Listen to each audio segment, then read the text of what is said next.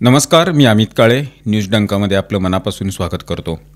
मित्रांनो, या व्हिडिओच्या माध्यमातून देशभरात घडलेल्या काही महत्त्वाच्या घडामोडींचा आढावा आपण घेत असतो। विशेष म्हणजे या बातम्या आपल्याला मेनस्ट्रीम मीडियामध्ये दिसत नाहीत किंवा त्या दाखवल्या जात नाहीत। अशा बातम्यांचा परामर्श या व्हिडिओच्या माध्यमातून घेण्यात येतो। आपण नेहमी बघतो की मेनस्ट्रीम मीडियामध्ये एखादी बातमी दाखवली जाते आणि दिवसभर त्याच बातमीचं दळलं जातं। त्यामुळे देशभरात आणि देशाबाहेर घडणाऱ्या अनेक बातम्या दुर्लक्षित होतात, त्याकडे लक्षच जात नाही किंवा जाणून बुजून त्या दुर्लक्षित केल्या जातात। न्यूज डंका अशा बातम्या, विशेष घडामोडी, बातमीमागची बातमी सांगणारा हा उपक्रम घेऊन येतोय। केरळमधील वायनाड जिल्ह्यात काँग्रेस पक्ष सध्या गंभीर संकटातून जातोय। हेच ते क्षेत्र आहे जिथून राहुल गांधी दोनदा खासदार झाले होते। नंतर त्यांनी ही जागा सोडून बहीण प्रियंका गांधी वाड्रा यांना खासदार बनवलं। पण आता वायनाड काँग्रेसचा बालेकिल्ला डगमगताना दिसतोय। स्थानिक नेते आणि कार्यकर्ते सातत्यानं आत्महत्या करत आहेत किंवा आत्महत्येचा प्रयत्न करत आहेत। यामागील कारण म्हणजे पक्षातील अंतर्गत कलह, भ्रष्टाचार, कर्जाचं ओझं आणि दिलेल्या आश्वासनांची न पूर्तता करणं। अनेक कार्यकर्त्यांनी काँग्रेससाठी कोट्यावधींचं कर्ज घेतलेलं होतं। पक्षानं पैसे परत करण्याचं आश्वासन दिलेलं होतं, पण मदत केली नाही। कर्जाच्या दबावाखाली बाप लेकींनी जीव दिला। आता सुनबाईनं सुद्धा सुसाईड नोट लिहून काँग्रेसला जबाबदार धरत प्राण देण्याचा प्रयत्न केला। काही दिवसापूर्वी एका नेत्याला खोट्या प्रकरणात अडकवण्यात आलं, त्यानंतर दुसऱ्या नेत्यानं जीव दिला। या घटनांनी काँग्रेसच्या कार्यप्रणालीवर गंभीर प्रश्नचिन्ह उपस्थित केले जात आहेत। वायनाडमध्ये राहुल, प्रियंका यांना जिंकवून आणण्याकरता कार्यकर्त्यांनी कर्ज घेतलं, पण आता तेच कार्यकर्ते आत्महत्येला प्रवृत्त होत आहेत। पक्षानं वचन दिलेलं असूनही कर्जफेड केली नाही। सुनबाईनं सुसाईड नोटमध्ये काँग्रेसला खुनी ठरवलेलं आहे। प्रियंका गांधी नुकत्याच वायनाडला आल्या, पण या विषयावर त्यांनी एक शब्दसुद्धा काढला नाही। डिसेंबर 2024मध्ये पहिली मोठी घटना घडली। तत्कालीन जिल्हा काँग्रेस समितीचे खजिनदार M.N. विजयन आणि त्यांचा मुलगा जिजेश यांनी आत्महत्या केली। विजयन काँग्रेसचे जुने निष्ठावान कार्यकर्ते होते। त्यांनी पक्षासाठी सुमारे 2.5 कोटी रुपयांचं कर्ज घेतलेलं होतं। हे कर्ज सुलतान बोथरी कोऑपरेटिव्ह बँकेत नोकऱ्यांच्या नावाखाली घेतलेलं होतं। जिल्हाध्यक्ष ND अप्पाचन, माजी अध्यक्ष IC बालकृष्णन, माजी खजिनदार KK गोपीनाथन मास्टर यांच्यावर लोकांच्याकडून पैशांची वसुली करून नोकऱ्या देण्याचा दबाव टाकल्याचा आरोप आहे। लोकांनी लाखो रुपये दिले, पण नोकरी मिळाली नाही। स्कॅम फसल्यावर सर्व कर्जाचा बोजा विजयनवर आला। विजयन यांनी मालमत्ता गहाण ठेवली, पण पैसे ते फेडू शकले नाहीत। पक्षानं थोडी मदत केली, पण जबाबदारी घेतली नाही। 25 डिसेंबर 2024 रोजी विजयन आणि जिजेश यांनी विष घेऊन चा प्रयत्न केला आणि 27 डिसेंबरला दोघांचाही मृत्यू झाला। नोटमध्ये अप्पाचन, बालकृष्णन आणि गोपीनाथन यांना थेट जबाबदार ठरवलं। पोलिसांनी हे प्रकरण नोंदवलं, पण काँग्रेसनं अजूनही दोषींवर कारवाई केलेली नाही। दुसरी घटना 12 सप्टेंबर 2025 रोजी घडली। मुल्लानकोली पंचायत सदस्य आणि काँग्रेसचे स्थानिक नेते जोस नेलेडम आत्महत्या केली। पक्षातील गटबाजी, बदनामी यामागे कारणीभूत ठरली। जोसवर सोशल मीडियावर हल्ला सुरू झाला। त्यांनी व्हिडिओ मेसेज करून पक्षानं साथ दिली नाही, बदनामीनं तोडलं असं ते म्हणाले। शेवटी त्यांनी विष प्राशन करून जीव दिला। तिसरी घटना 13 सप्टेंबर 2025 रोजी घडली। विजयन यांच्या सुनबाई पद्मजा यांनी आत्महत्येचा प्रयत्न केला। त्यांनी सुसाईड नोटमध्ये लिहिलं, किलर काँग्रेस, आणखी एक बळी। तिनं आरोप केला की पक्षानं 2.5 कोटीचं कर्ज परत करण्याचं वचन दिलं होतं, पण फक्त 20 लाख रुपये दिले। त्यांनी आमदार T. सिद्दीक यांच्यावर सुद्धा आरोप केला आहे। त्या म्हणाल्या, लिखित आश्वासनं पाळली गेली नाहीत। प्रियंका गांधी कुटुंबाला भेटायला सुद्धा आल्या नाहीत। या घटनेमुळं वायनाडमध्ये आंदोलन उसळलेलं। 2015 पासून आत्तापर्यंत वायनाडमध्ये काँग्रेसशी संबंधित किमान 5 हत्या झाल्या आहेत आणि सर्व प्रकरणं गटबाजी, भ्रष्टाचार आणि दिलेली आश्वासनं मोडण्याशी संबंधित आहेत। जैश-ए-मोहम्मदचा कमांडर मसूद इलियास काश्मीरी याचा आणखी एक कबुली जबाब समोर आला आहे।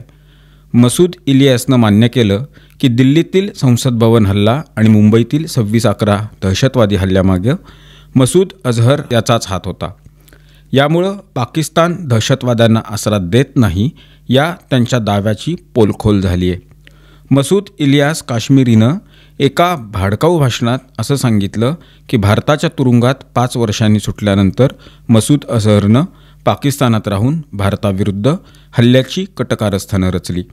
त्यानं अझहरच्या ठिकाणांचाही खुलासा केला आणि सांगितलं की त्याचा तळ बालाकोट इथं होता, ज्यावर भारतानं 2019च्या एअर स्ट्राईकमध्ये लक्ष साधलेलं होतं.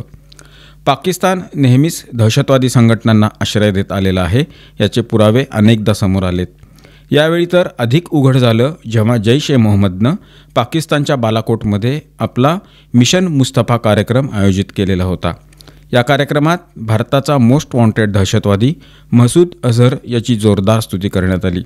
याच कार्यक्रमात जैशचा कमांडर मसूद इलियास काश्मीरीनं भाडकाऊ भाषण करत भारतावर झालेल्या दहशतवादी हल्ल्यांचा उत्सव साजरा केला. तो म्हणाला, आम्ही दहशतवादाचा मार्ग स्वीकारून पाकिस्तानच्या सीमांचं रक्षण करण्यासाठी दिल्ली, काबूल आणि कंधारपासून युद्ध लढतोय. जैश कमांडर मसूद इलियासनं पाकिस्तानी सैन्याचीही पोलखोल केलेली आहे. त्यानं सांगितलं, ऑपरेशन सिंदूरमध्ये ठार झालेल्या दहशतवाद्यांच्या जनाजात सहभागी होण्याचा आदेश Pakistani army chief general Asif Munir यांनीच आपल्या जनरलना दिलेला होता. या जनाजाचे व्हिडिओ सोशल मीडियावर व्हायरल झालेले होते. भारतानं दहशतवाद्यांना सन्मानानं जनाजे देण्यासाठी पाकिस्तानची कडाडून टीका केलेली होती. बिहारच्या सारण जिल्ह्यात धर्मांतरासाठी जादुई पाणी या नावाखाली लोकांना फसवलं जात असल्याचा गंभीर प्रकार आता उघडकीस आलेला आहे. स्थानिकांनी पानिया बाबा उर्फ वैद्यजी नावाच्या ख्रिस्ती पादरीवर लोकांना ख्रिस्ती धर्म स्वीकारण्यासाठी प्रवृत्त केल्याचा आरोप आहे. हा पादरी लोकांना सांगत होता की त्यानं दिलेलं जादुई पाणी पिल्यास आयुष्यातील समस्या दूर होतात आणि रोग बरे होतात. त्यानं लोकांना आश्वासन दिलं की प्रभू येशूच्या कृपेनं हे पाणी कॅन्सरसारखे आजारसुद्धा बरे करू शकते. इतकंच नाही तर चालू न शिकणारा माणूस 3 महिन्यात चालू लागतो असंही तो म्हणत होता. म्हटलं जातं की हा प्रचारक नेपाळहून आला होता आणि सारणमधील अनेक खेड्यात हा धर्मांतराचा व्यवसाय करत होता. स्थानिकांचा दावा आहे की यामागं ख्रिस्ती मिशनरींचं आर्थिक पाठबळ आहे. एका व्यक्तीने सांगितलं की त्यानं 7 दिवस या बाबाचं पाणी प्यायलं पण त्याचा काही परिणाम त्यावर झाला नाही. आणखी एका व्यक्तीने आरोप केला की लोकांना केवळ पैशाच्या जोरावर फसवणुकीच्या माध्यमातून ख्रिस्ती धर्मात वळवण्याचा प्रयत्न या निमित्तानं होतोय. काही महिलांनीही या पादरीवर उपचाराच्या नावाखाली लोकांची फसवणूक केल्याचा आरोप केला आहे. काही युवकांनी आव्हान दिलं, जर खरंच त्याच्याकडे चमत्काराची ताकद असेल तर त्यांनी त्याच्या आजाराचे उपचार करावेत. सारण पोलिसांनी सांगितलं की पानिया बाबावर लावलेले आरोप हे गंभीर आहेत. पटना हायकोर्टानं आज एक मोठा निर्णय दिला आहे. हायकोर्टानं काँग्रेस पक्षाला कडक सूचना दिली आहे की पंतप्रधान नरेंद्र मोदी यांच्या आई हिराबेन मोदी यांचा AI जनरेट केलेला व्हिडिओ त्वरित सोशल मीडियावरून हटवावा. हा व्हिडिओ बिहार काँग्रेसनं पोस्ट केलेला होता. यामध्ये पंतप्रधान नरेंद्र मोदींना स्वप्नात स्वतःच्या आईकडून रागावताना दाखवण्यात आलेलं होतं. पटना हायकोर्टाचे मुख्य न्यायमूर्ती PB बाजंदरी यांनी हा आदेश दिलेला आहे. सुनावणी दरम्यान कोर्टानं कठोर भूमिका घेतली. न्यायमूर्ती बाजंतरी म्हणाले, हा व्हिडिओ लगेच हटवा अन्यथा कठोर कारवाई केली जाईल. या प्रकरणात भाजप दिल्ली इलेक्शन सेलचे संयोजक संकेत गुप्ता यांनी FIR नोंदवलेली होती. हा व्हिडिओ पंतप्रधान नरेंद्र मोदी यांची प्रतिमा खराब करण्यासाठी आणि त्यांच्या आईचा अपमान करण्याकरता बनवण्यात आल्याचं त्यामध्ये नमूद आहे. याआधीसुद्धा बिहारच्या दरभंगामध्ये काँग्रेसच्या वोटर यात्रेदरम्यान स्टेजवरून पंतप्रधान नरेंद्र मोदी आणि त्यांच्या आईबद्दल शिवीगाळ करण्यात आलेली होती. त्या घटनेवर प्रतिक्रिया देताना पंतप्रधान मोदी म्हणालेले होते, माझ्या आईचा राजकारणाशी काही संबंध नाही. या शिव्या केवळ माझ्या आईला नाहीत तर देशातील प्रत्येक आई, बहीण आणि मुलीला अपमानित करणारे आहेत. बिहारची भूमी कधीच आईचा अपमान सहन करत नाही.